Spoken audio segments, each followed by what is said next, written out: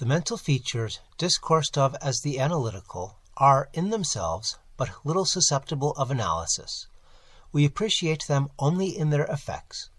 We know of them, among other things, that they are always to their possessor, when inordinately possessed, a source of the liveliest enjoyment. As the strong man exults in his physical ability, delighting in such exercises as call his muscles into action, so glories the analyst in that moral activity which disentangles. He derives pleasure from even the most trivial occupations bringing his talents into play. He is fond of enigmas, of conundrums, of hieroglyphics, exhibiting in his solutions of each a degree of acumen which appears to the ordinary apprehension preternatural. His results, brought about by the very soul and essence of method, have, in truth, the whole air of intuition. The faculty of resolution is possibly much invigorated by mathematical study, and especially by that highest branch of which it unjustly, and merely on account of its retrograde operations, has been called, as if par excellence, analysis. Yet to calculate is not in itself to analyze. A chess player, for example, does the one without effort at the other. It follows that the game of chess, in its effects upon mental character, is greatly misunderstood. I am not now writing a treatise, but simply prefacing a somewhat peculiar narrative by observations very much at random. I will, therefore, take occasion to assert that the higher powers of the reflective intellect are more decidedly and more usefully tasked by the unostentatious game of draughts than by all the elaborate frivolity of chess. In this latter, where the pieces have different and bizarre motions, with various and variable valuables, what is only complex is mistaken, a not unusual error, for what is profound. The attention is here called powerfully into play. If it flag for an instant, an oversight is committed, resulting in injury or defeat.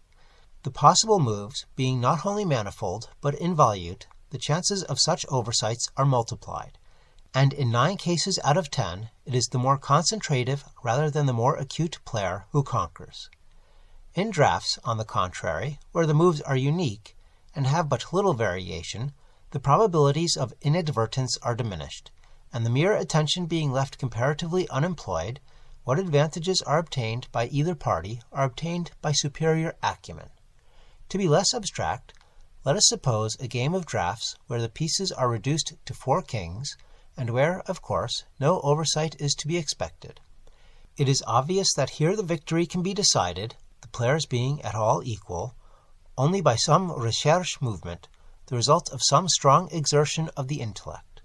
Deprived of ordinary resources, the analyst throws himself into the spirit of his opponent, identifies himself therewith, and not unfrequently sees thus, at a glance, the sole methods, sometimes indeed absurdly simple ones, by which he may seduce into error or hurry into miscalculation.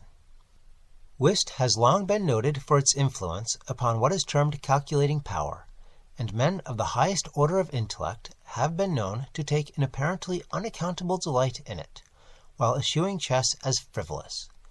Beyond a doubt, there is nothing of a similar nature so greatly tasking the faculty of analysis.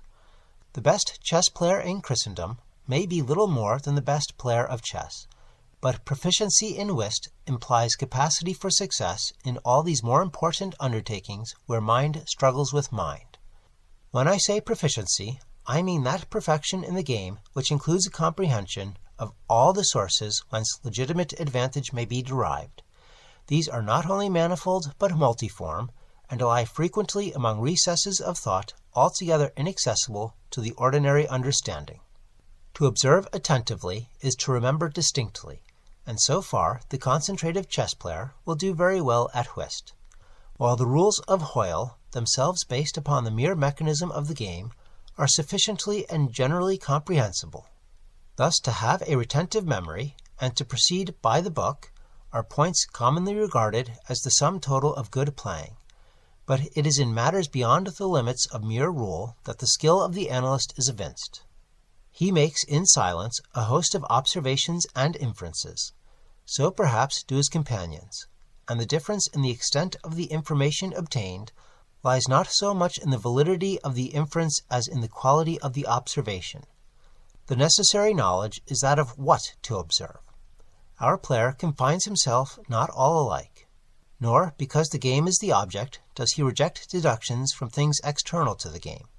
He examines the countenance of his partner, comparing it carefully with that of each of his opponents. He considers the mode of assorting the cards in each hand, often counting trump by trump and honor by honor, through the glances bestowed by their holders upon each. He notes every variation of face as the play progresses, gathering a fund of thought from the differences in the expression of certainty, of surprise, of triumph, or chagrin. From the manner of gathering up a trick, he judges whether the person taking it can make another in the suit. He recognizes what is played through feint by the air with which it is thrown upon the table. A casual or inadvertent word, the accidental dropping or turning of a card, with the accompanying anxiety or carelessness in regard to its concealment, the counting of the tricks with the order of their arrangement, embarrassment, hesitation, eagerness, or trepidation, all afford to his apparently intuitive perception indications of the true state of affairs. The first 2 or 3 rounds having been played, he is in full possession of the contents of each hand, and thenceforward puts down his cards with as absolute a precision of purpose as if the rest of the party had turned outward the faces of their own. The analytical power should not be confounded with simple ingenuity, for while the analyst is necessarily ingenious, the ingenious man is often remarkably incapable of analysis. The constructive or combining power, by which ingenuity is usually manifested, and to which the phrenologists, I believe erroneously, have assigned a separate organ, supposing it a primitive faculty, has been so frequently seen in those whose intellect bordered otherwise upon idiocy, as to have attracted general observation among writers on morals. Between ingenuity and the analytic ability there exists a difference far greater indeed than that between the fancy and the imagination, but of a character very strictly analogous. It will be found, in fact, that the ingenious are always fanciful, and the truly imaginative never otherwise than analytic. The narrative which follows will appear to the reader somewhat in the light of a commentary upon the propositions just advanced. Residing in Paris during the spring and part of the summer of 18 something, I there became acquainted with Monsieur C. Auguste Dupin. This young gentleman was of an excellent, indeed of an illustrious, family, but by a variety of untoward events had been reduced to such poverty that the energy of his character succumbed beneath it, and he ceased to bestir himself in the world or to care for the retrieval of his fortunes. By courtesy of his creditors there still remained in his possession a small remnant of his patrimony, and upon the income arising from this he managed, by means of rigorous economy, to procure the necessaries of life, without troubling himself about its superfluities. Books, indeed, were his sole luxuries, and in Paris these are easily obtained. Our first meeting was at an obscure library in the Rue Montmartre, where the accident of our both being in search of the same very rare and very remarkable volume brought us into closer communion. We saw each other again and again. I was deeply interested in the little family history which he detailed to me with all the candor which a Frenchman indulges whenever mere self is the theme. I was astonished, too, at the vast extent of his reading, and, above all, I felt my soul enkindled within me by the wild fervor and the vivid freshness of his imagination. Seeking in Paris the objects I then sought, I felt that the society of such a man would be to me a treasure beyond price, and this feeling I frankly confided to him. It was at length arranged that we should live together during my stay in the city, and as my worldly circumstances were somewhat less embarrassed than his own, I was permitted to be at the expense of renting and furnishing in a style which suited the rather fantastic gloom of our common temper. A time-eaten and grotesque mansion, long deserted through superstitions into which we did not inquire, and tottering to its fall in a retired and desolate portion of the Faubourg Saint-Germain. Had the routine of our life at this place been known to the world, we should have been regarded as madmen, although, perhaps, as madmen of a harmless nature. Our seclusion was perfect. We admitted no visitors. Indeed, the locality of our retirement had been carefully kept a secret from my own former associates, and it had been many years since Dupin had ceased to know or be known in Paris. We existed within ourselves alone. It was a freak of fancy in my friend, for what else shall I call it, to be enamoured of the night for her own sake, and into this bizarrerie, as into all his others, I quietly fell, giving myself up to his wild whims with a perfect abandon. The sable divinity would not herself dwell within us always, but we could counterfeit her presence.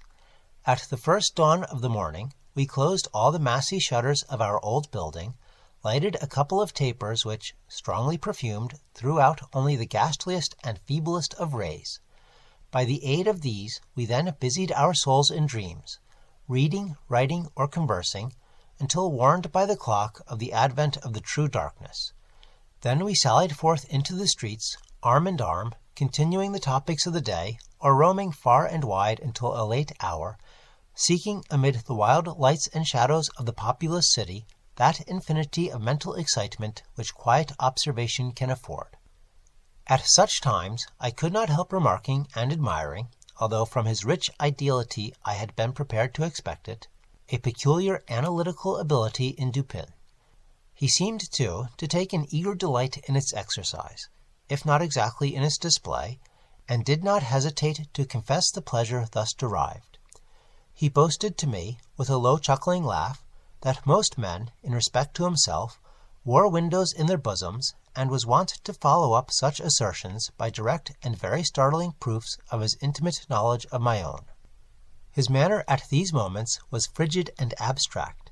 His eyes were vacant in expression, while his voice, usually a rich tenor, rose into a treble which would have sounded petulantly but for the deliberateness and entire distinctness of the enunciation. Observing him in these moods, I often dwelt meditatively upon the old philosophy of the bipart soul, and amused myself with the fancy of a double Dupin, the creative and the resolvent. Let it not be supposed, from what I have just said, that I am detailing any mystery or penning any romance. What I have described in the Frenchman was merely the result of an excited, or perhaps of a diseased, intelligence, but of the character of his remarks at the periods in question an example will best convey the idea. We were taking a stroll one night on a long dirty street in the vicinity of the Palais Royal. Being both, apparently, occupied with thought, neither of us had spoken a syllable for 15 minutes at least. All at once Dupin broke forth with these words: "He is a very little fellow, that's true, and would do better for the Théâtre de Vérité." "There can be no doubt of that," I replied unwittingly, and not at first observing, so much as I had been absorbed in reflection, the extraordinary manner in which the speaker had chimed in with my meditations. In an instant afterward I recollected myself, and my astonishment was profound. "Dupin," said I gravely, "this is beyond my comprehension. I do not hesitate to say that I am amazed, and can scarcely credit my senses. How is it possible that you should know that I was thinking of—" Here I paused to ascertain beyond a doubt whether he really knew of whom I thought. "Of Chantilly," said he. "Why do you pause? You were remarking to yourself that his diminutive figure unfitted him for the tragedy." This was precisely what had formed the subject of my reflections.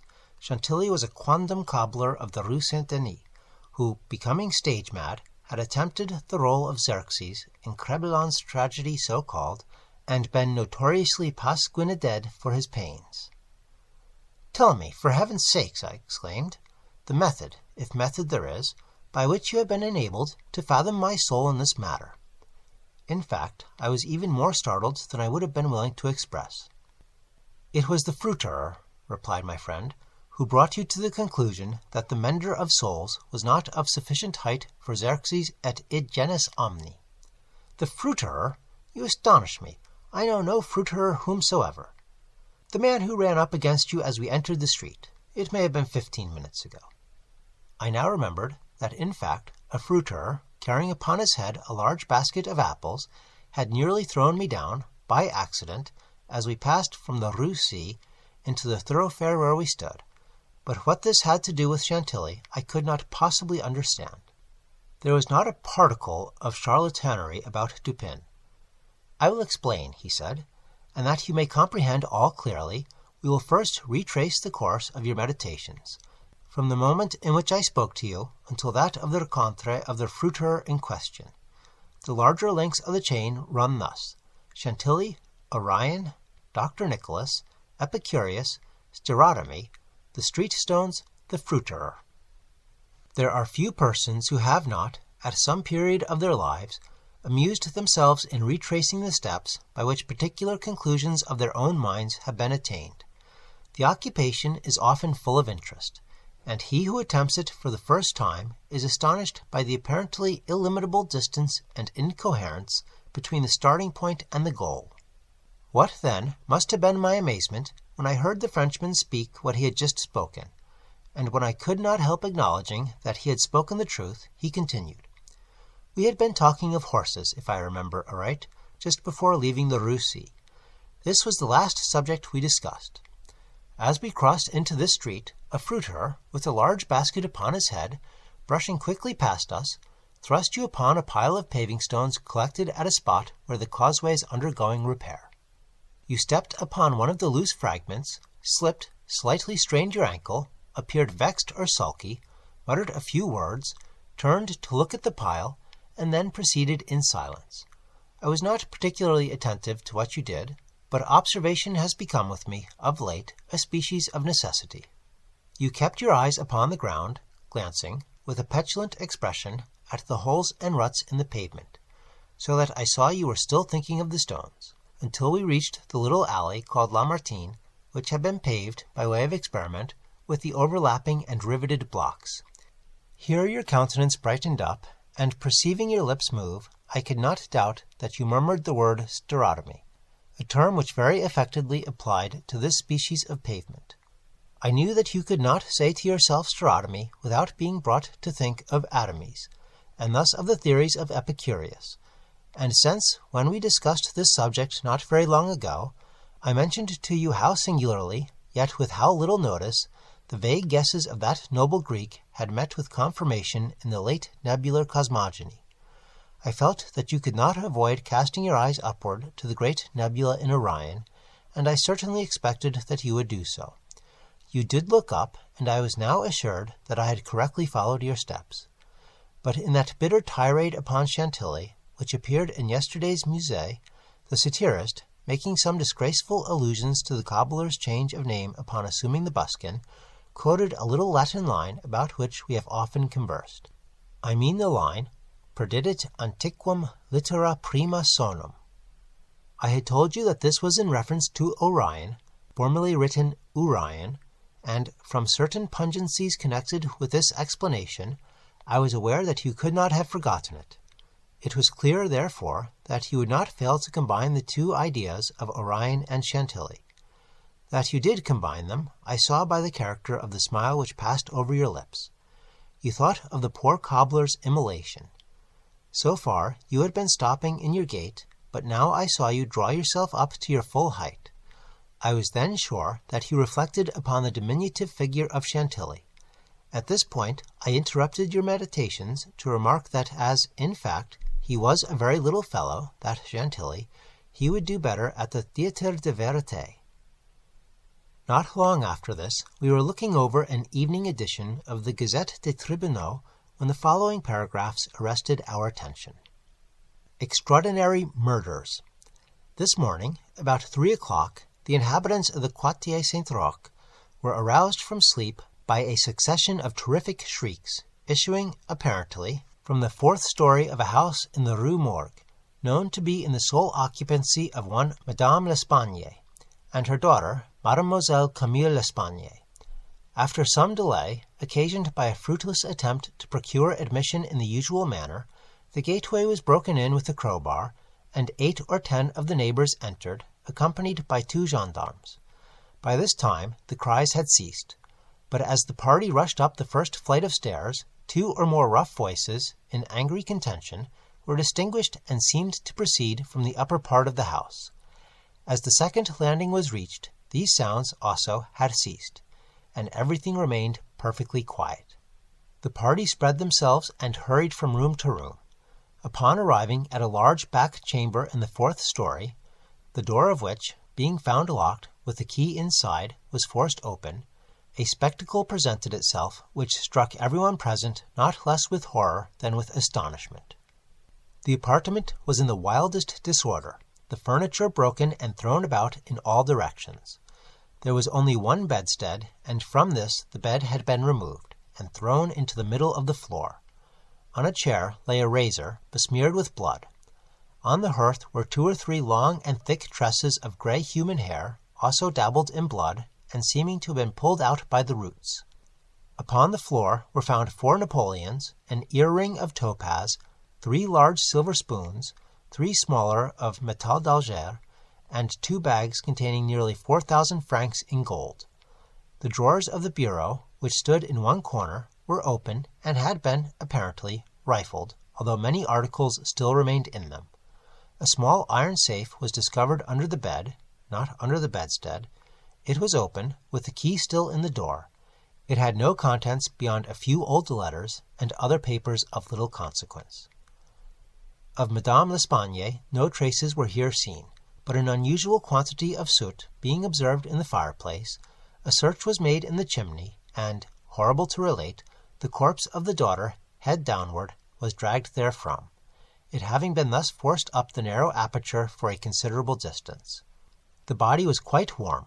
Upon examining it, many excoriations were perceived, no doubt occasioned by the violence with which it had been thrust up and disengaged. Upon the faces were many severe scratches, and upon the throat dark bruises and deep indentations of fingernails, as if the deceased had been throttled to death.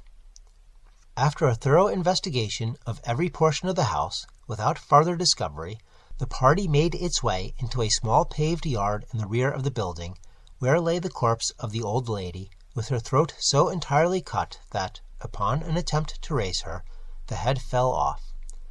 The body, as well as the head, was fearfully mutilated, the former so much so as scarcely to retain any semblance of humanity.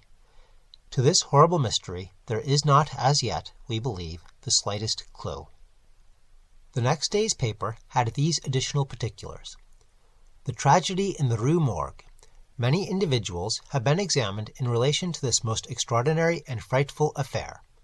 The word affair has not yet, in France, that levity of import which it conveys with us. But nothing whatever has transpired to throw light upon it. We give below all the material testimony elicited. Pauline Dubourg, laundress, deposes that she has known both the deceased for 3 years, having washed for them during that period. The old lady and her daughter seemed on good terms, very affectionate toward each other.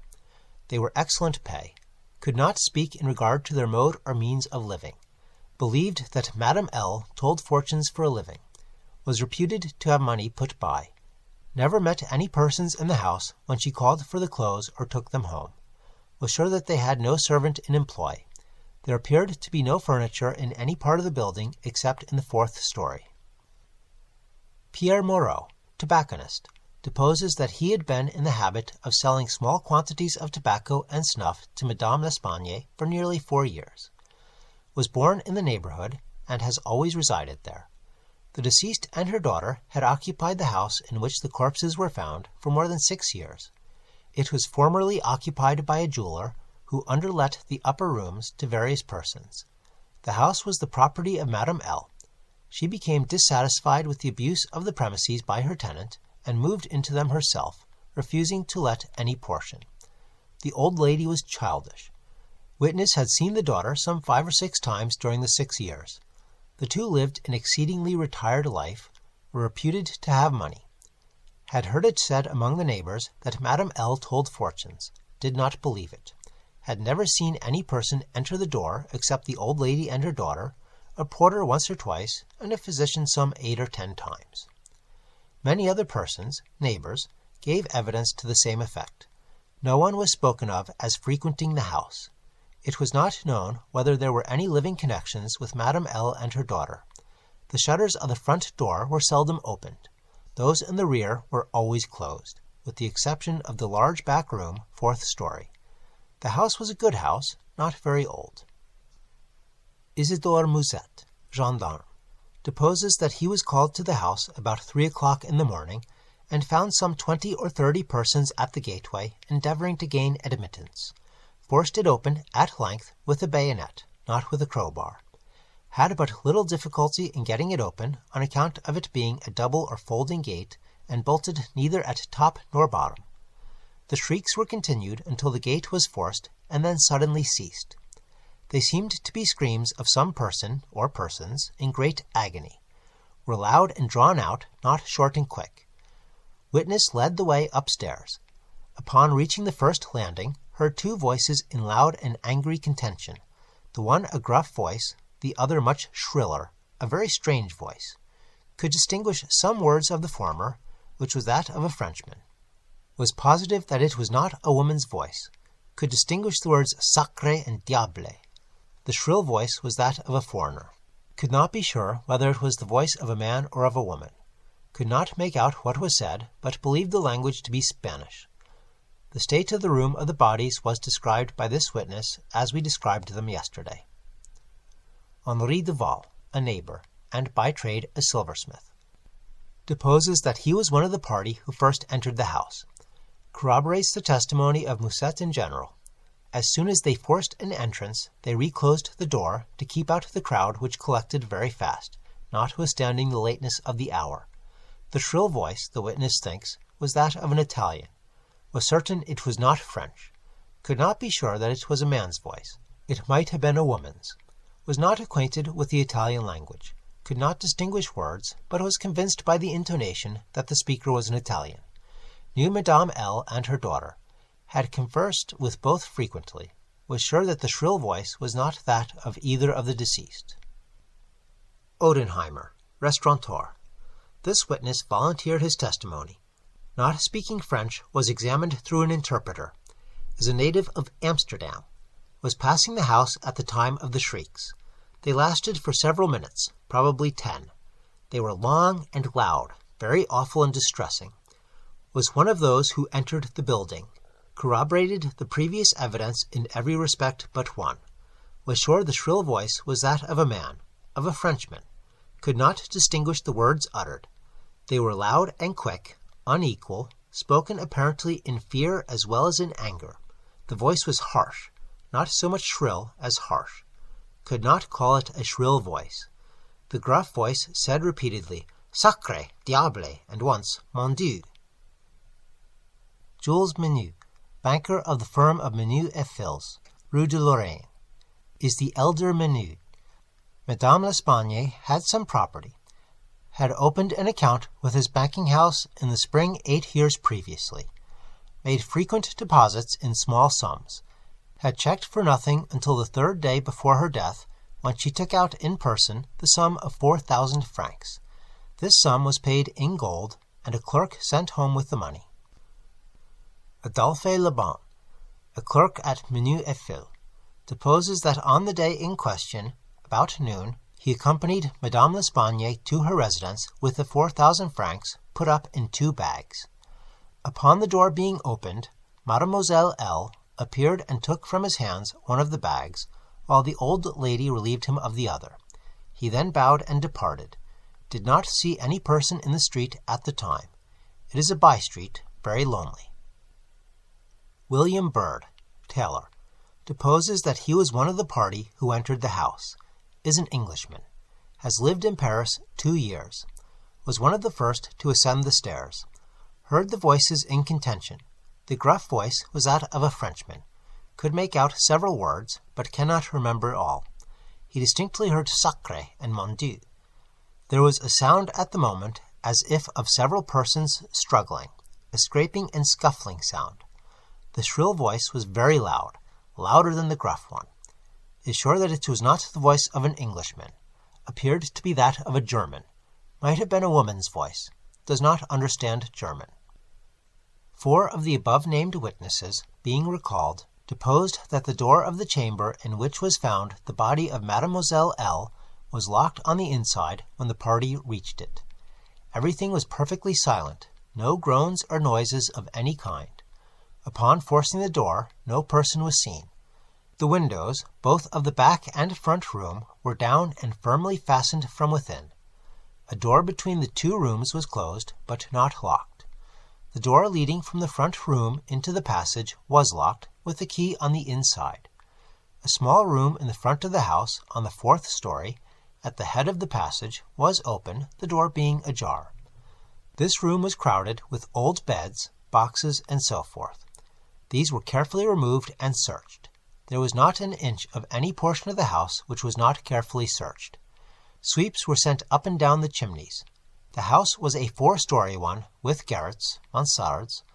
A trap door on the roof was nailed down very securely, did not appear to have been opened for years. The time elapsing between the hearing of the voices in contention and the breaking open of the room door was variously stated by the witnesses. Some made it as short as 3 minutes, some as long as 5. The door was opened with difficulty. Alfonso Garcio, undertaker, deposes that he resides in the Rue Morgue, is a native of Spain, was one of the party who entered the house, did not proceed upstairs, is nervous and was apprehensive of the consequences of agitation, heard the voices in contention. The gruff voice was that of a Frenchman, could not distinguish what was said. The shrill voice was that of an Englishman, is sure of this, does not understand the English language, but judges by the intonation. Alberto Montani, confectioner, deposes that he was among the first to ascend the stairs, heard the voices in question. The gruff voice was that of a Frenchman, distinguished several words. The speaker appeared to be expostulating, could not make out the words of the shrill voice, spoke quick and unevenly, thinks it is the voice of a Russian, corroborates the general testimony, is an Italian, never conversed with a native of Russia. Several witnesses, recalled, here testified that the chimneys of all the rooms on the 4th story were too narrow to admit the passage of a human being. By sweeps, we meant cylindrical sweeping brushes, such as are employed by those who clean chimneys. These brushes were passed up and down every flue in the house. There is no back passage by which anyone could have descended while the party proceeded upstairs. The body of Mademoiselle L'Espagne was so firmly wedged in the chimney that it could not be got down until 4 or 5 of the party united their strength. Paul Dumas, physician, deposes that he was called to view the bodies about daybreak. They were both then lying on the sacking of the bedstead in the chamber where Mademoiselle L. was found. The corpse of the young lady was much bruised and excoriated. The fact that it had been thrust up the chimney would sufficiently account for these appearances. The throat was greatly chafed. There were several deep scratches just below the chin, together with a series of livid spots which were evidently the impression of fingers. The face was fearfully discolored, and the eyeballs protruded. The tongue had been partially bitten through. A large bruise was discovered upon the pit of the stomach, produced, apparently, by the pressure of a knee. In the opinion of Monsieur Dumas, Mademoiselle L'Espagne had been throttled to death by some person or persons unknown. The corpse of the mother was horribly mutilated. All the bones of the right leg and arm were more or less shattered. The left tibia much splintered, as well as the ribs on the left side. The whole body dreadfully bruised and discolored. It was not possible to say how the injuries had been inflicted. A heavy club of wood, or a broad bar of iron, a chair, any large, heavy, and obtuse weapon would have produced such results if wielded by the hands of a very powerful man. No woman could have inflicted the blows with any weapon. The head of the deceased, when seen by witness, was entirely separated from the body, and it was also greatly shattered. The throat had evidently been cut with some very sharp instrument, probably a razor. Alexandre Etienne, surgeon, was called with Monsieur Dumas to view the bodies, corroborated the testimony and the opinions of Monsieur Dumas.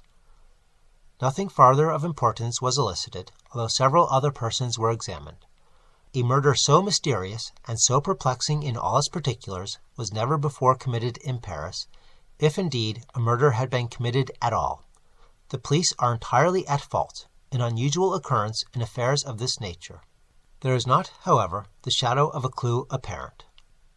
The evening edition of the paper stated that the greatest excitement still continued in the Quartier Saint-Roch, that the premises in question had been carefully researched, and fresh examinations of witnesses instituted, but all to no purpose. A postscript, however, mentioned that Adolphe Le Bon had been arrested and imprisoned, although nothing appeared to criminate him but the facts already detailed. Dupin seemed singularly interested in the progress of this affair, at least so I judged from his manner, for he made no comments. It was only after the announcement that Le Bon had been imprisoned that he asked me my opinion respecting the murders. I could merely agree with all Paris in considering them an insoluble mystery. I saw no means by which it would be possible to trace the murderer. "We must not judge of the means," said Dupin, "by this shell of an examination. The Parisian police, so much extolled for acumen, are cunning, but no more. There is no method in their proceedings beyond the method of the moment. They make a vast parade of measures, but not unfrequently these are so ill adapted to the objects proposed as to put us in mind of Monsieur Jourdan's calling for his robe de chambre, pour mieux entendre la musique. The results attained by them are not infrequently surprising, but, for the most part, are brought about by simple diligence and activity. When these qualities are unavailing, their schemes fail. Vidocq, for example, was a good guesser, and a persevering man, but without educated thought he erred continually by the very intensity of his investigations. He impaired his vision by holding the object too close. He might see, perhaps, one or two points with unusual clearness, but in so doing he necessarily lost sight of the matter as a whole. Thus there is such a thing as being too profound. Truth is not always in a well. In fact, as regards the more important knowledge, I do believe that she is invariably superficial. The depth lies in the valleys where we seek her, and not upon the mountain tops where she is found. The modes and sources of this kind of error are well typified in the contemplation of the heavenly bodies. To look at a star by glances, to view it in a sidelong way, by turning toward it the exterior portions of the retina, more susceptible of feeble impressions of light than the interior, is to behold the star distinctly, is to have the best appreciation of its luster, a luster which grows dim just in proportion as we turn our vision fully upon it. A greater number of rays actually fall upon the eye in the latter case, but in the former there is the more refined capacity for comprehension. By undue profundity we perplex and enfeeble thought. It is possible to make even Venus herself vanish from the firmament by a scrutiny too sustained, too concentrated, or too direct. As for these murders, let us enter into some examinations for ourselves before we make up an opinion respecting them. An inquiry will afford us amusement. I thought this an odd term, so applied, but said nothing. And besides, Le Bon once rendered me a service for which I am not ungrateful. We will go and see the premises with our own eyes. I know G., the Prefet of Police, and shall have no difficulty in obtaining the necessary permission. The permission was obtained, and we proceeded at once to the Rue Morgue. This is one of those miserable thoroughfares which intervene between the Rue Richelieu and the Rue Saint-Roch. It was late in the afternoon when we reached it, as this quarter is at a great distance from that in which we resided. The house was readily found, for there were still many persons gazing up at the closed shutters with an objectless curiosity from the opposite side of the way. It was an ordinary Parisian house, with a gateway, on one side of which was a glazed watch-box, with a sliding panel in the window, indicating a loge de concierge. Before going in, we walked up the street, turned down an alley, and then, again turning, passed in the rear of the building. Dupin, meanwhile, examining the whole neighborhood, as well as the house, with a minuteness of attention for which I could see no possible object. Retracing our steps, we came again to the front of the dwelling, rang, and, having shown our credentials, were admitted by the agents in charge. We went upstairs, into the chamber where the body of Mademoiselle L'Espagne had been found, where both the deceased still lay. The disorders of the room had, as usual, been suffered to exist. I saw nothing beyond what had been stated in the Gazette des Tribunaux. Dupin scrutinized everything, not excepting the bodies of the victims. We then went into the other rooms and into the yard, a gendarme accompanying us throughout. The examination occupied us until dark, when we took our departure. On our way home, my companion stopped in for a moment at the office of one of the daily papers. I have said that the whims of my friend were manifold, and that j'ai le ménager. For this phrase there is no English equivalent. It was his humour now to decline all conversation on the subject of the murder until about noon the next day. He then asked me, suddenly, if I had observed anything peculiar at the scene of the atrocity. There was something in his manner of emphasizing the word peculiar which caused me to shudder without knowing why. No, nothing peculiar, I said, nothing more, at least, than we both saw stated in the paper. The Gazette, he replied, has not entered, I fear, into the unusual horror of the thing, but dismissed the idle opinions of this print. It appears to me that this mystery is considered insoluble for the very reason which should cause it to be regarded as easy of solution. I mean for the autre character of its features. The police are confounded by the seeming absence of motive, not for the murder itself, but for the atrocity of the murder. They are puzzled, too, by the seeming impossibility of reconciling the voices heard in contention with the facts that no one was discovered upstairs but the assassinated Mademoiselle L'Espagne, and that there were no means of egress without the notice of the party ascending. The wild disorder of the room, the corpse thrust, with the head downward, up the chimney, the frightful mutilation of the body of the old lady, these considerations, with those just mentioned, and others which I need not mention, have sufficed to paralyze the powers, by putting completely at fault the boasted acumen of the government agents. They have fallen into the gross but common error of confounding the unusual with the abstruse. But it is by these deviations from the plane of the ordinary that reason feels its way, if at all, in its search for the true. In investigations such as we are now pursuing, it should not be so much asked what has occurred as what has occurred that has never occurred before. In fact, the facility with which I shall arrive, or have arrived, at the solution of this mystery is in the direct ratio of its apparent insolubility in the eyes of the police. I stared at the speaker in mute astonishment.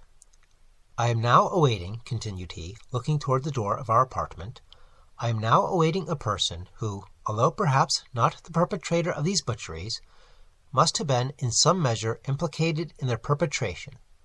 Of the worst portion of the crimes committed, it is probable that he is innocent.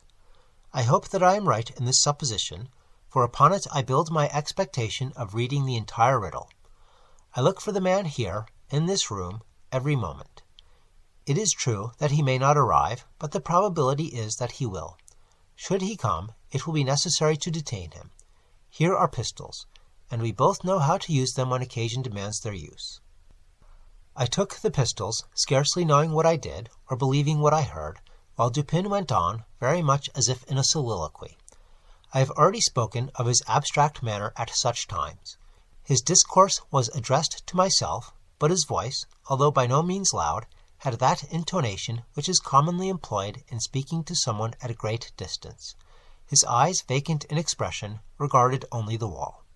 That the voices heard in contention, he said, by the party upon the stairs, were not the voices of the women themselves, was fully proved by the evidence. This relieves us of all doubt upon the question whether the old lady could have first destroyed the daughter and afterward have committed suicide. I speak of this point chiefly for the sake of method, for the strength of Madame L'Espagne would have been utterly unequal to the task of thrusting her daughter's corpse up the chimney as it was found, and the nature of the wounds upon her own person entirely preclude the idea of self-destruction. Murder, then, has been committed by some third party, and the voices of this third party were those heard in contention. Let me now advert, not to the whole testimony respecting these voices, but to what was peculiar in that testimony. Did you observe anything peculiar about it? I remarked that, while all witnesses agreed in supposing the gruff voice to be that of a Frenchman, there was much disagreement in regard to the shrill, or, as one individual termed it, the harsh voice. That was the evidence itself, said Dupin, but it was not the peculiarity of the evidence. You have observed nothing distinctive. Yet there was something to be observed. The witnesses, as you remark, agreed about the gruff voice. They were here unanimous. But in regard to the shrill voice, the peculiarity is, not that they disagreed, but that while an Italian, an Englishman, a Spaniard, a Hollander, and a Frenchman attempted to describe it, each one spoke of it as that of a foreigner. Each is sure that it was not the voice of one of his own countrymen. Each likens it not to the voice of an individual of any nation whose language he is conversant, but the converse. The Frenchman supposes it the voice of a Spaniard, and might have distinguished some words had he been acquainted with the Spanish. The Dutchman maintains it to have been that of a Frenchman, but we find it stated that, not understanding French, this witness was examined through an interpreter. The Englishman thinks it the voice of a German, and does not understand German. The Spaniard is sure that it was that of an Englishman, but judges by the intonation altogether, as he has no knowledge of the English. The Italian believes it the voice of a Russian, but has never conversed with a native of Russia. A second Frenchman differs, moreover, with the first, and is positive that the voice was that of an Italian, but, not being cognizant of that tongue, is, like the Spaniard, convinced by the intonation. Now, how strangely unusual must that voice have really been, about which such testimony as this could have been elicited, in whose tones even denizens of the 5 great divisions of Europe could recognize nothing familiar. You will say that it might have been the voice of an Asiatic, of an African. Neither Asiatics nor Africans abound in Paris, but without denying the inference, I will now merely call your attention to 3 points. The voice is termed by one witness harsh rather than shrill. It is represented by 2 others to have been quick and unequal. No words, no sounds resembling words, were by any witness mentioned as distinguishable. I know not, continued Dupin, what impression I may have made, so far, upon your own understanding, but I do not hesitate to say that legitimate deductions even from this portion of the testimony, the portion respecting the gruff and the shrill voices, are in themselves sufficient to engender a suspicion which should give direction to all farther progress in the investigation of the mystery. I said legitimate deductions, but my meaning is not thus fully expressed. I designed to imply that the deductions are the sole proper ones, and that the suspicion arises inevitably from them as the single result. What the suspicion is, however, I will not say just yet. I merely wish you to bear in mind that, with myself, it was sufficiently forcible to give a definite form, a certain tendency, to my inquiries in the chamber. Let us now transport ourselves, in fancy, to this chamber. What shall we first seek here? The means of egress employed by the murderers. It is not too much to say that neither of us believe in preternatural events. Madame and Mademoiselle L'Espagne were not destroyed by spirits. The doers of the deed were material, and escaped materially. Then how? Fortunately, there is but one mode of reasoning upon the point, and that mode must lead us to a definite decision. Let us examine, each by each, the possible means of egress. It is clear that the assassins were in the room where Mademoiselle L'Espagne was found, or at least in the room adjoining, when the party ascended the stairs. It is then only from these 2 apartments that we have to seek issues. The police have laid bare the floors, the ceilings, and the masonry of the walls in every direction. No secret issues could have escaped their vigilance. But not trusting to their eyes, I examined with my own. There were, then, no secret issues. Both doors leading from the rooms into the passage were securely locked with the keys inside. Let us turn to the chimneys.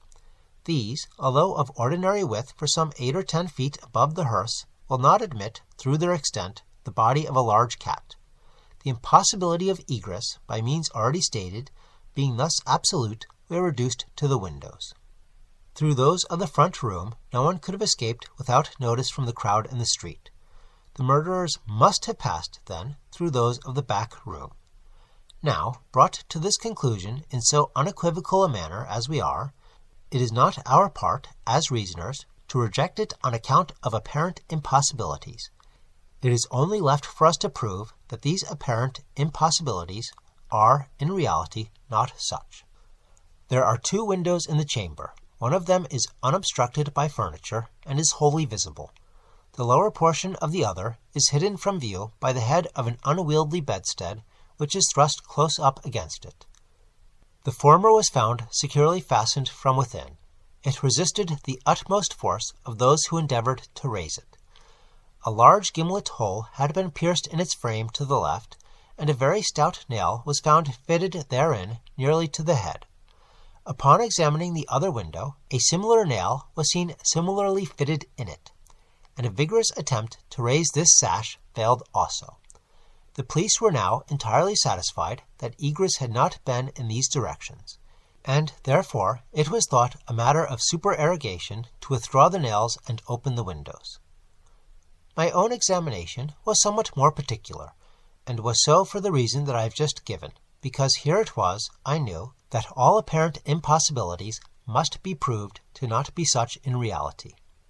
I proceeded to think thus, a posteriori. The murderers did escape from one of these windows. This being so, they could not have refastened the sashes from the inside as they were found fastened. The consideration which put a stop, through its obviousness, to the scrutiny of the police in this quarter. Yet the sashes were fastened. They must, then, have the power of fastening themselves.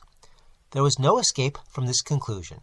I stepped to the unobstructed casement, withdrew the nail with some difficulty, and attempted to raise the sash. It resisted all my efforts, as I had anticipated. The concealed spring must, I now knew, exist, and this corroboration of my idea convinced me that my premises, at least, were correct, however mysterious still appeared the circumstances attending the nails. A careful search soon brought to light the hidden spring. I pressed it, and, satisfied with the discovery, forbore to upraise the sash. I now replaced the nail, and regarded it attentively. A person passing out through this window might have reclosed it, and the spring might have caught, but the nail could not have been replaced. The conclusion was plain, and again narrowed in the field of my investigations. The assassin must have escaped through the other window. Supposing, then, the springs upon each sash to be the same, as was probable, there must be found a difference between the nails, or at least between the modes of their fixture. Getting upon the sacking of the bedstead, I looked over the headboard minutely at the second casement. Passing my hand down behind the board, I readily discovered and pressed the spring, which was, as I had supposed, identical in character with its neighbor. I now looked at the nail. It was as stout as the other, and apparently fitted in the same manner, driven in nearly up to the head. You will say that I was puzzled, but if you think so, you must have misunderstood the nature of the inductions. To use a sporting phrase, I had not been once at fault. The scent had never for an instant been lost. There was no flaw in any link of the chain. I had traced the secret to its ultimate result, and that result was the nail. It had, I say, in every respect, the appearance of its fellow in the other window. But this fact was an absolute nullity, conclusive as it might seem to be, when compared with the consideration that here, at this point, terminated the clue. There must be something wrong, I said, about the nail. I touched it, and the head, with about 1/4 of an inch of the shank, came off in my fingers. The rest of the shank was in the gimlet hole where it had been broken off. The fracture was an old one, for its edges were encrusted with rust, and had apparently been accomplished by the blow of a hammer, which had partially embedded, in the top of the bottom sash, the head portion of the nail. I now carefully replaced this head portion in the indentation whence I had taken it, and the resemblance to a perfect nail was complete. The fissure was invisible. Pressing the spring, I gently raised the sash for a few inches. The head went up with it, remaining firm in its bed. I closed the window, and the semblance of the whole nail was again perfect. The riddle, so far, was now unriddled. The assassin had escaped through the window, which looked upon the bed. Dropping of its own accord upon his exit, or perhaps purposely closed, it had become fastened by the spring, and it was the retention of this spring which had been mistaken by the police for that of the nail, further inquiry being thus considered unnecessary. The next question is that of the mode of descent. Upon this point I had been satisfied in my walk with you around the building. About 5 feet and a half from the casement in question there runs a lightning rod. From this rod it would have been impossible for anyone to reach the window itself, to say nothing of entering it. I observed, however, that the shutters of the 4th story were of the peculiar kind called by the Parisian carpenters draughts, a kind rarely employed at the present day, but frequently seen upon very old mansions at Lyons and Bordeaux. They are in the form of an ordinary door, a single, not a folding door, except that the upper half is latticed or worked in open trellis, thus affording an excellent hold for the hands. In the present instance, these shutters are fully 3 feet and a half broad. When we saw them from the rear of the house, they were both about half open. That is to say, they stood off at right angles from the wall. It is probable that the police, as well as myself, examined the back of the tenement, but if so, in looking at these ferrades in the line of their breadth, as they must have done, they did not perceive this great breadth itself, or, at all events, failed to take it into due consideration. In fact, having once satisfied themselves that no egress could have been made in this quarter, they would naturally bestow here a very cursory examination. It was clear to me, however, that the shutter belonging to the window at the head of the bed would, if swung fully back to the wall, reach to within 2 feet of the lightning rod. It was also evident that, by exertion of a very unusual degree of activity and courage, an entrance into the window from the rod might have been thus effected. By reaching to the distance of 2 feet and a half, we now suppose the shutter open to its whole extent, a robber might have taken a firm grasp upon the trellis work. Letting go, then, his hold upon the rod, placing his feet securely against the wall, and springing boldly from it, he might have swung the shutter so as to close it, and, if we imagine the window open at the time, might even have swung himself into the room. I wish you to bear especially in mind that I have spoken of a very unusual degree of activity as requisite to success in so hazardous and so difficult a feat. It is my design to show you, first, that the thing might possibly have been accomplished, but secondly and chiefly, I wish to impress upon your understanding the very extraordinary, the almost preternatural character of that agility which could have accomplished it. You will say, no doubt, using the language of the law, that to make out my case, I should rather undervalue than insist upon a full estimation of the activity required in this matter. This may be the practice in law, but it is not the usage of reason. My ultimate object is only the truth. My immediate purpose is to lead you to place in juxtaposition that very unusual activity of which I have just spoken, with that very peculiar shrill or harsh and unequal voice, about whose nationality no two persons could be found to agree, and in whose utterance no syllabification could be detected. At these words, a vague and half-formed conception of the meaning of Dupin flitted over my mind. I seemed to be upon the verge of comprehension, without power to comprehend, as men at times find themselves upon the brink of remembrance, without being able, in the end, to remember. My friend went on with his discourse. You will see, he said, that I have shifted the question from the mode of egress to that of ingress. It was my design to suggest that both were effected in the same manner, at the same point. Let us now revert to the interior of the room. Let us survey the appearances here. The drawers of the bureau, it is said, had been rifled, although many articles of apparel still remained within them. The conclusion here is absurd. It is a mere guess, a very silly one, and no more. How are we to know that the articles found in the drawers were not all these drawers had originally contained? Madame L'Espagne and her daughter lived an exceedingly retired life, saw no company, seldom went out, had little use for numerous changes of habiliment. Those found were at least of as good quality as any likely to be possessed by these ladies. If a thief had taken any, why did he not take the best? Why did he not take all? In a word, why did he abandon 4,000 francs in gold to encumber himself with a bundle of linen? The gold was abandoned. Nearly the whole sum mentioned by Monsieur Mignot, the banker, was discovered in bags upon the floor.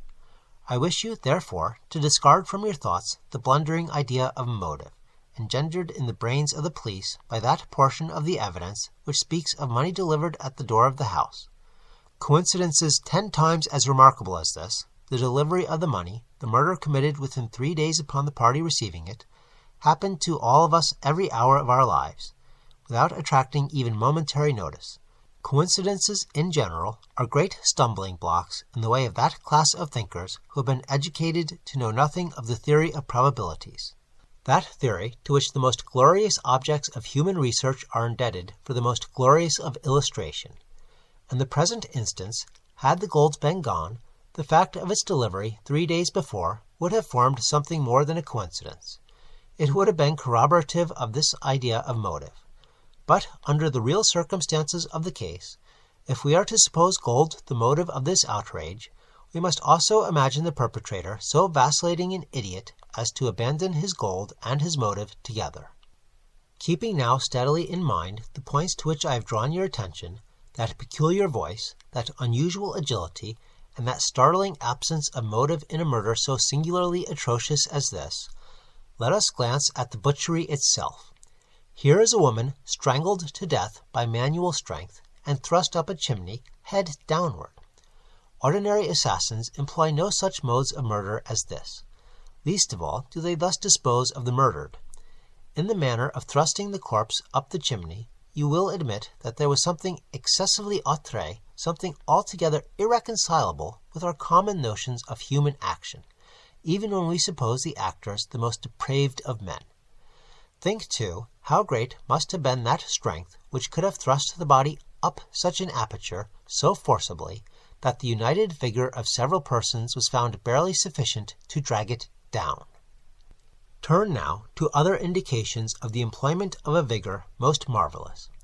On the hearth were thick tresses, very thick tresses, of grey human hair. These had been torn out by the roots. You are aware of the great force necessary in tearing thus from the head even 20 or 30 hairs together. You saw the locks in question as well as myself. Their roots, a hideous sight, were clotted with fragments of the flesh of the scalp, sure token of the prodigious power which had been exerted in uprooting perhaps 500,000 of hairs at a time. The throat of the old lady was not merely cut, but her head absolutely severed from the body. The instrument was a mere razor. I wish you also to look at the brutal ferocity of these deeds. Of the bruises upon the body of Madame L'Espagne I do not speak. Monsieur Dumas and his worthy coadjutor Monsieur Etienne have pronounced that they were inflicted by some obtuse instrument. And so far these gentlemen are very correct. The obtuse instrument was clearly the stone pavement in the yard, upon which the victim had fallen from the window which looked in upon the bed. This idea, however simple it may now seem, escaped the police for the same reason that the breadth of the shutters escaped them, because, by the affair of the nails, their perceptions had been hermetically sealed against the possibility of the windows having ever been opened at all. If now, in addition to all these things, you have properly reflected upon the odd disorder of the chamber, we have gone so far as to combine the ideas of an agility astounding, a strength superhuman, a ferocity brutal, a butchery without motive, a grotesquerie in horror absolutely alien from humanity, and a voice foreign in tone to the ears of men of many nations, and devoid of all distinct or intelligible syllabification. What result, then, has ensued? What impression have I made upon your fancy? I felt a creeping of the flesh as Dupin asked me the question. A madman, I said, has done this deed. Some raving maniac, escaped from a neighboring maison de santé. In some respects, he replied, your idea is not irrelevant. But the voices of madmen, even in their wildest paroxysms, are never found to tally with that peculiar voice heard upon the stairs. Madmen are of some nation, and their language, however incoherent in its words, has always the coherence of syllabification. Besides, the hair of a madman is not such as I now hold in my hand. I disentangled this little tuft from the rigidly clutched fingers of Madame L'Espagne. Tell me what you can make of it. Dupin, I said, completely unnerved, this hair is most unusual. This is no human hair.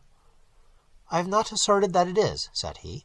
But, before we decide this point, I wish you to glance at the little sketch I have here traced upon this paper.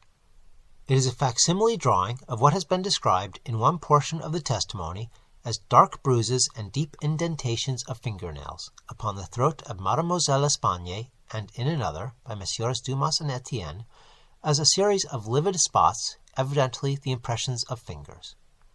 You will perceive, continued my friend, spreading out the paper upon the table before us, that this drawing gives the idea of a firm and fixed hold. There is no slipping apparent. Each finger has retained, possibly until the death of the victim, the fearful grasp by which it had originally embedded itself. Attempt now to place all your fingers at the same time in the respective impressions as you see them. I made the attempt in vain. We are possibly not giving this matter a fair trial, he said. The paper is spread out upon a plain surface, but the human throat is cylindrical. Here is a billet of wood, the circumference of which is about that of the throat.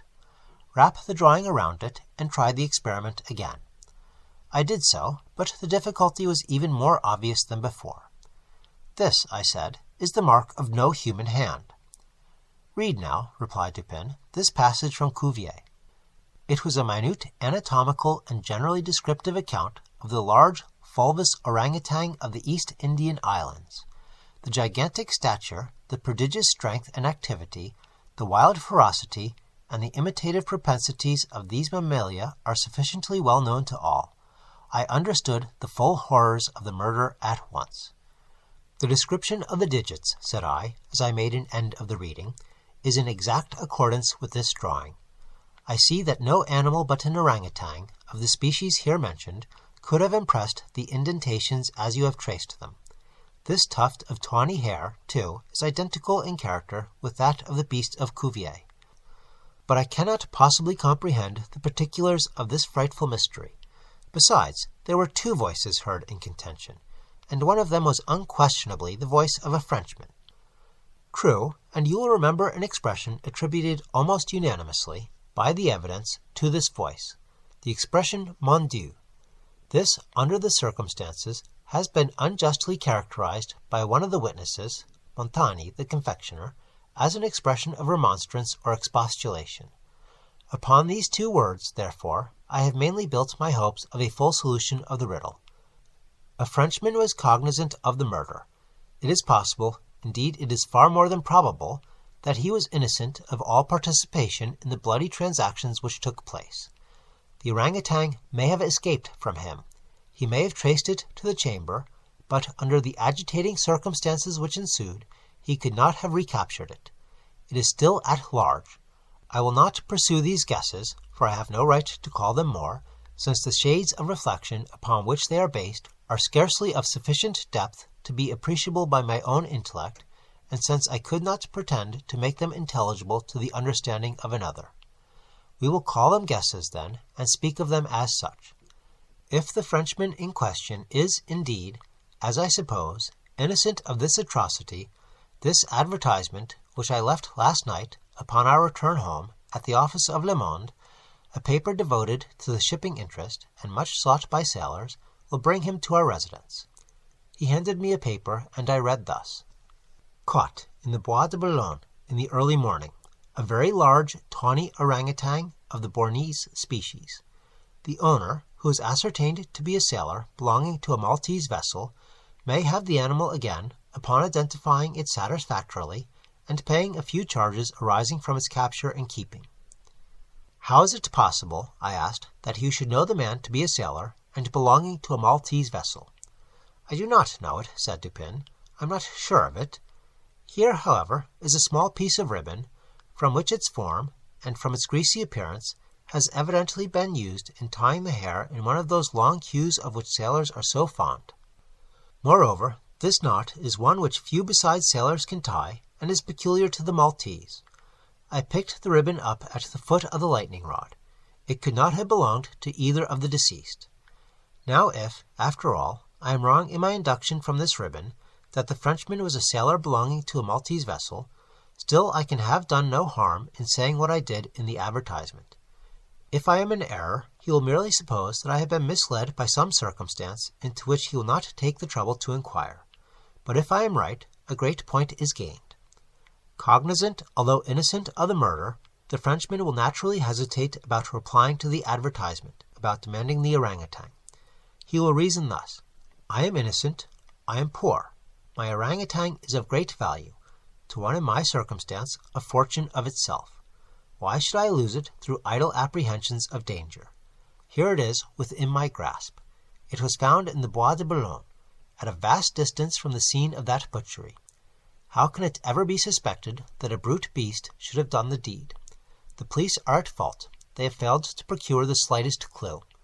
Should they even trace the animal, it would be impossible to prove me cognizant of the murder, or to implicate me in guilt on account of that cognizance. Above all, I am known.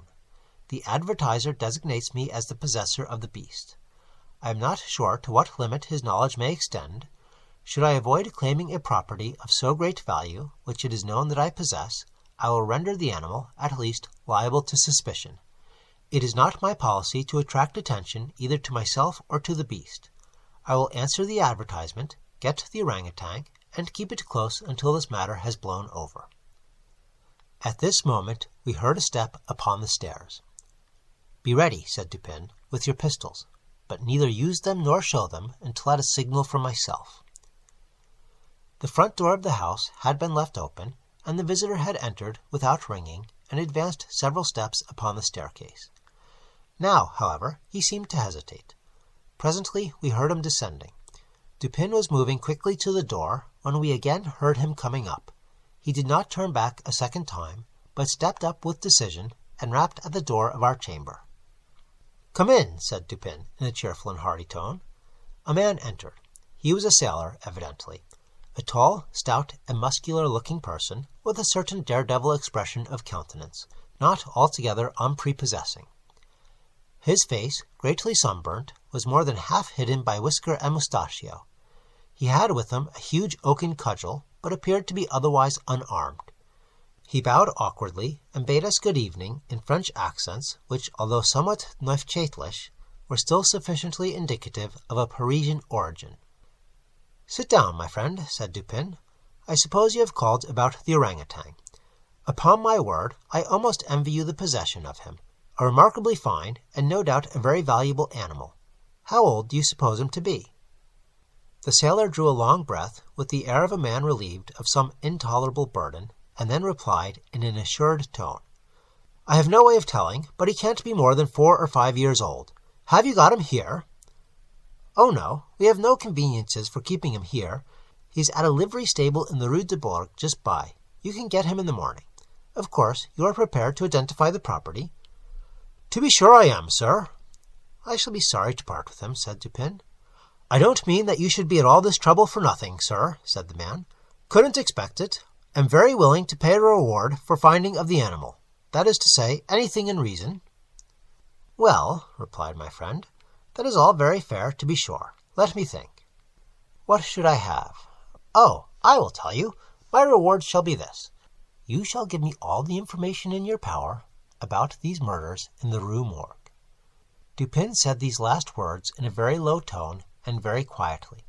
Just as quietly, too, he walked toward the door, locked it, and put the key in his pocket.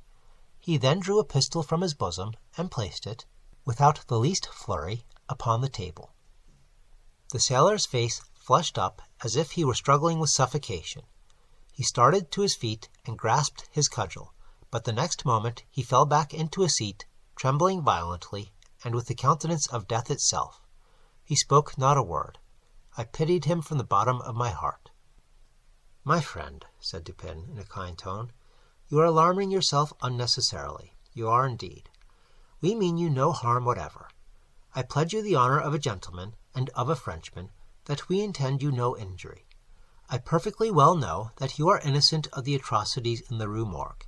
It will not do, however, to deny that you are in some measure implicated in them. From what I have already said, you must know that I have means of information about this matter, means of which you could never have dreamed. Now the thing stands thus. You have done nothing which you could have avoided, nothing certainly which renders you culpable. You were not even guilty of robbery when you might have robbed with impunity. You have nothing to conceal. You have no reason for concealment. On the other hand, you are bound by every principle of honor to confess all you know. An innocent man is now imprisoned, charged with that crime of which you can point out the perpetrator." The sailor had recovered his presence of mind in a great measure while Dupin uttered these words, but his original boldness of bearing was all gone. "So help me God," said he after a brief pause, "I will tell you all I know about this affair, but I do not expect you to believe one half I say. I would be a fool indeed if I did. Still, I am innocent, and I will make a clean breast if I die for it." What he stated was, in substance, this. He had lately made a voyage to the Indian archipelago. A party, of which he formed one, landed at Borneo, and passed into the interior on an excursion of pleasure. Himself and a companion had captured the orangutan. This companion dying, the animal fell into his own exclusive possession. After great trouble, occasioned by the intractable ferocity of his captive during the home voyage, he at length succeeded in lodging it safely at his own residence in Paris, where, not to attract toward himself the unpleasant curiosity of his neighbors, he kept it carefully secluded, until such time as it should recover from a wound in the foot received from a splinter on board ship. His ultimate design was to sell it. Returning home from some sailor's frolic on the night, or rather in the morning, of the murder, he found the beast occupying his own bedroom, into which it had broken from a closet adjoining, where it had been, as was thought, securely confined. Razor in hand, and fully lathered, it was sitting before a looking-glass, attempting the operation of shaving, in which it had no doubt previously watched its master through the keyhole of the closet. Terrified at the sight of so dangerous a weapon in the possession of an animal so ferocious, and so well able to use it, the man, for some moments, was at a loss what to do. He had been accustomed, however, to quiet the creature, even in its fiercest moods, by the use of a whip, and to this he now resorted. Upon sight of it, the orangutan sprang at once through the door of the chamber, down the stairs, and thence through a window, unfortunately open, into the street. The Frenchman followed in despair. The ape, razor still in hand, occasionally stopped to look back and gesticulate at its pursuer, until the latter had nearly come up with it. It then again made off. In this manner the chase continued for a long time. The streets were profoundly quiet, as it was nearly 3 o'clock in the morning. In passing down an alley in the rear of the Rue Morgue, the fugitive's attention was arrested by a light gleaming from the open window of Madame L'Espagne's chamber in the 4th story of her house. Rushing to the building, it perceived the lightning rod, clambered up with inconceivable agility, grasped the shutter, which was thrown fully back against the wall, and by its means swung itself directly upon the headboard of the bed. The whole feat did not occupy a minute. The shutter was kicked open again by the orangutan as it entered the room. The sailor, in the meantime, was both rejoiced and perplexed. It had strong hopes of now recapturing the brute, as it could scarcely escape from the trap into which it had ventured, except by the rod, where it might be intercepted as it came down. On the other hand, there was much cause for anxiety as to what it might do in the house. This latter reflection urged the man still to follow the fugitive. A lightning rod is ascended without difficulty, especially by a sailor, but when he had arrived as high as the window, which lay far to his left, his career was stopped. The most that he could accomplish was to reach over so as to obtain a glimpse of the interior from the room. At this glimpse he nearly fell from his hold through excess of horror. Now it was that those hideous shrieks arose upon the night, which had startled from slumber the inmates of the Rue Morgue. Madame L'Espagne and her daughter, habited in their night-clothes, had apparently been arranging some papers in the iron chest already mentioned, which had been wheeled into the middle of the room. It was open, and its contents lay beside it on the floor. The victims must have been sitting with their backs toward the window, and, from the time elapsing between the ingress of the beast and the screams, it seems probable that it was not immediately perceived. The flapping to of the shutter would naturally have been attributed to the wind. As the sailor looked in, the gigantic animal had seized Madame L'Espagne by the hair, which was loose, as she had been combing it, and was flourishing the razor about her face in imitation of the motions of a barber. The daughter lay prostrate and motionless. She had swooned. The screams and struggles of the old lady, during which the hair was torn from her head, had the effect of changing the probably pacific purposes of the orangutan into those of wrath. With one determined sweep of its muscular arm, it nearly severed her head from her body. The sight of blood inflamed its anger into frenzy. Gnashing its teeth and flashing fire from its eyes, it flew upon the body of the girl, and embedded its fearful talons in her throat, retaining its grasp until she expired. Its wandering and wild glances fell at this moment upon the head of the bed, over which the face of its master, rigid with horror, was just discernible. The fury of the beast, who no doubt bore still in mind the dreaded whip, was instantly converted into fear. Conscious of having deserved punishment, it seemed desirous of concealing its bloody deeds, and skipped about the chamber in an agony of nervous agitation, throwing down and breaking the furniture as it moved, and dragging the bed from its bedstead.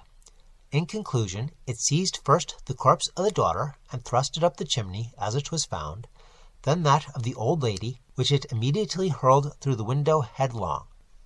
As the ape approached the casement with its mutilated burden, the sailor shrank aghast to the rod, and, rather gliding than clambering down it, hurried at once home, dreading the consequences of the butchery, and gladly abandoning, in his terror, all solicitude about the fate of the orangutan. The words heard by the party upon the staircase were the Frenchman's exclamations of horror and affright, commingled with the fiendish jabberings of the brute. I have scarcely anything to add. The orangutan must have escaped from the chamber, by the rod, just before the breaking of the door. It must have closed the window as it passed through. It was subsequently caught by the owner himself, who obtained for it a very large sum at the Jardin des Plantes. The bond was instantly released, upon our narration of the circumstances, with some comments from Dupin, at the bureau of the Prefet of Police. This functionary, however well disposed to my friend, could not altogether conceal his chagrin at the turn which affairs had taken, and was fain to indulge in a sarcasm or two about the propriety of every person minding his own business. "Let them talk," said Dupin, who had not thought it necessary to reply. "Let him discourse. It will ease his conscience.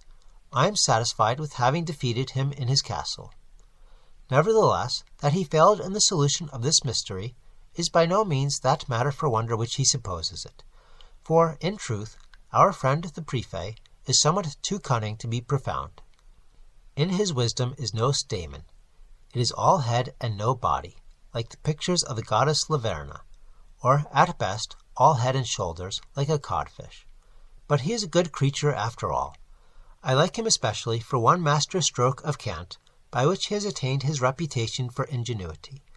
I mean the way he has de nier ce qui est, et d'expliquer ce qui n'est pas, to deny what exists, and to explain what does not.